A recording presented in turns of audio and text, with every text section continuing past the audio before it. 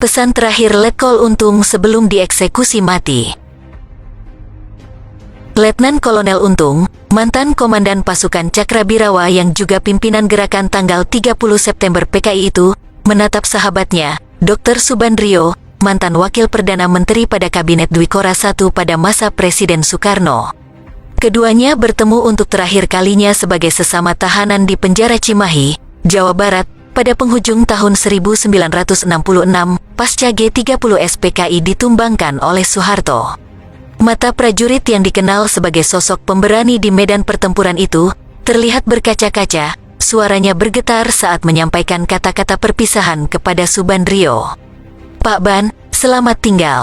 Jangan sedih, 4 hari lagi kita ketemu lagi di sana," katanya sambil menunjuk ke atas. Untung mengucapkan kata perpisahan dengan suara bergetar.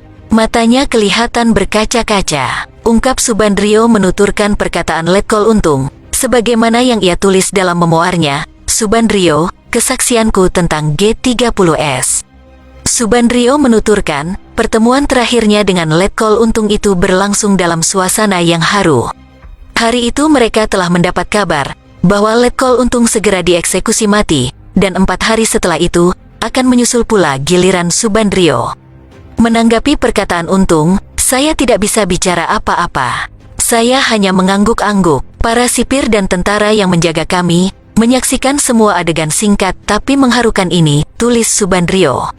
Untung dan Subandrio, keduanya diadili di Mahkamah Militer Luar Biasa, dengan tuduhan subversi dan dijatuhi hukuman mati, karena dianggap terlibat dalam peristiwa berdarah gerakan tanggal 30 September PKI, atau G30S PKI. Saya dan Untung yang sudah akrab selama berada dalam satu penjara, benar-benar terhanyut dalam suasana haru. Saya bukan hanya terharu tetapi juga bingung, sedih, bahkan panik.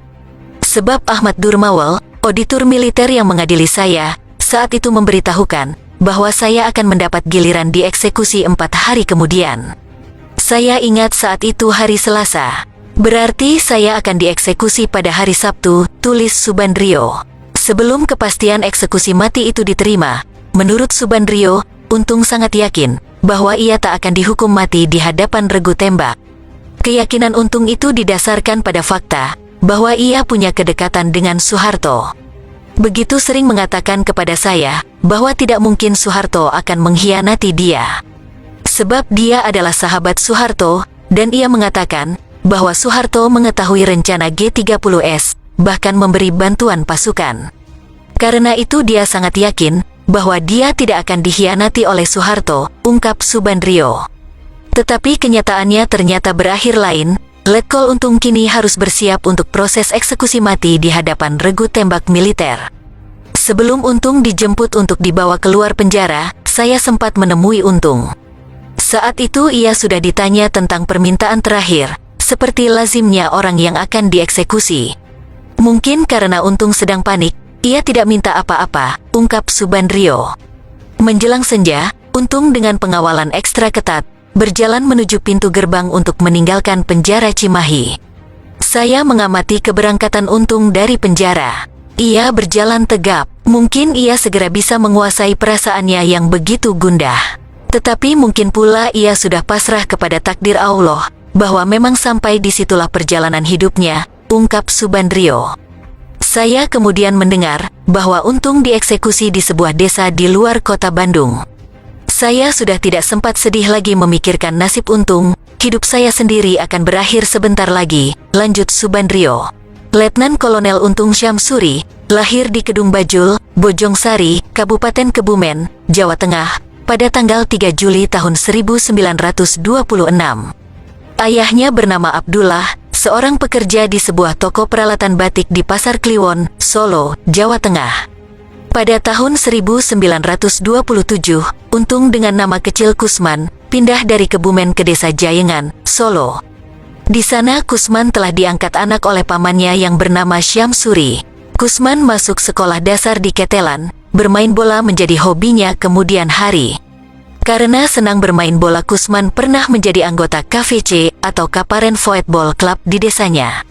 Setelah lulus sekolah dasar, Kusman melanjutkan ke sekolah dagang namun tidak sampai selesai, karena Jepang mulai masuk ke Indonesia dan Kusman bergabung ke dalam Heiho.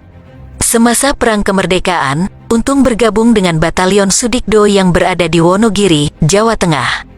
Selanjutnya Gubernur Militer Kolonel Gatot Subroto memerintahkan agar Batalion Sudikdo dipindahkan ke Cepogo, di lereng Gunung Merbabu. Kusman kemudian pergi ke Madiun dan bergabung dengan teman-temannya. Setelah peristiwa Madiun, Kusman berganti nama menjadi Untung Sutopo dan masuk TNI melalui Akademi Militer di Semarang. Untung disebut sebagai salah satu lulusan terbaik Akademi Militer. Pada masa pendidikan, ia bersaing dengan Beni Murdani, seorang perwira muda yang sangat menonjol dalam lingkup RPKAD. Sebelum ditarik ke Resimen Cakrabirawa, Untung pernah menjadi Komandan Batalion 454 Banteng Riders yang berbasis di Srondol, Semarang. Batalion ini memiliki kualitas dan tingkat legenda yang setara dengan Yonif Linut 330 Kujang dan Yonif Linut 328 Kujang II. Peneliti Amerika Serikat Victor M. Fick dalam bukunya, Kudeta tanggal 1 Oktober tahun 1965, sebuah studi tentang konspirasi, terbitan Yayasan Obor Indonesia tahun 2005, menceritakan tentang bagaimana kedekatan para konspirator G30 SPKI dengan Soeharto, salah satunya adalah Letkol Untung. Meski bukan simpatisan PKI, secara pribadi Soeharto kenal dekat dengan para pemimpin G30 SPKI, sejak dia melakukan negosiasi dengan Musso, Wikana, dan lain-lainnya, dalam rangka menumpas pemberontakan PKI di Madiun pada tahun 1948, atas nama pemerintahan Presiden Soekarno, tulis Victor M. Fick.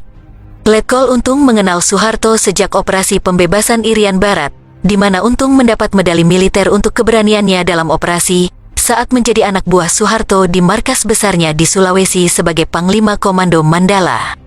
Pada bulan Februari tahun 1965, Untung dipindah dari divisi Diponegoro di Jateng ke Jakarta untuk memimpin Batalion Pengawal Presiden atas rekomendasi Soeharto sendiri dan menduduki pos itu pada musim semi tahun 1965.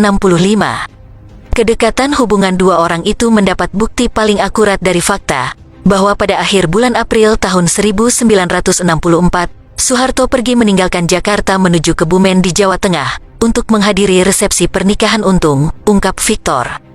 Mantan Wakil Perdana Menteri Subandrio menyebut Letkol Untung sebagai sosok prajurit tulen yang tidak tertarik dengan politik. Setidaknya begitulah penilaian Subandrio selama kurun waktu interaksinya dengan Untung sebagai sesama tahanan di Cimahi. Selama beberapa bulan berkumpul dengan saya di penjara Cimahi, Bandung, saya tahu persis bahwa Untung tidak menyukai politik. Ia adalah tipe tentara yang loyal kepada atasannya, sebagaimana umumnya sikap prajurit sejati. Kepribadiannya polos dan jujur, tulis Subandrio dalam memoarnya. Ini terbukti dari fakta bahwa sampai beberapa saat sebelum dieksekusi, dia masih tetap percaya bahwa vonis hukuman mati terhadap dirinya tidak mungkin dilaksanakan. Percayalah Pak Ban, vonis buat saya itu hanya sandiwara, katanya suatu hari pada saya. Kenapa begitu? Karena ia percaya pada Soeharto yang mendukung tindakannya, yakni membunuh para jenderal, ungkap Subandrio, mengutip kata-kata Letkol Untung. Saat Soeharto menjadi Panglima Komando Mandala Pembebasan Irian Barat, Untung adalah anak buah Soeharto yang bertugas di garis depan. Dalam tugas itulah keberanian Untung tampak menonjol. Ia memimpin kelompok kecil pasukan yang bertempur di hutan belantara Kaimana. Operasi pembebasan Irian akhirnya sukses. Pada tanggal 15 Oktober tahun 1962, Belanda menyerahkan Irian kepada PBB. Lantas pada tanggal 1 Mei tahun 1963, Irian diserahkan oleh PBB ke pangkuan RI. Keberanian Untung di medan perang sampai ke telinga Presiden. Karena itu Untung dianugerahi bintang penghargaan oleh Presiden Soekarno karena keberaniannya. Presiden Soekarno menarik Untung menjadi salah satu komandan Batalion Kawal Istana, Cakrabirawa.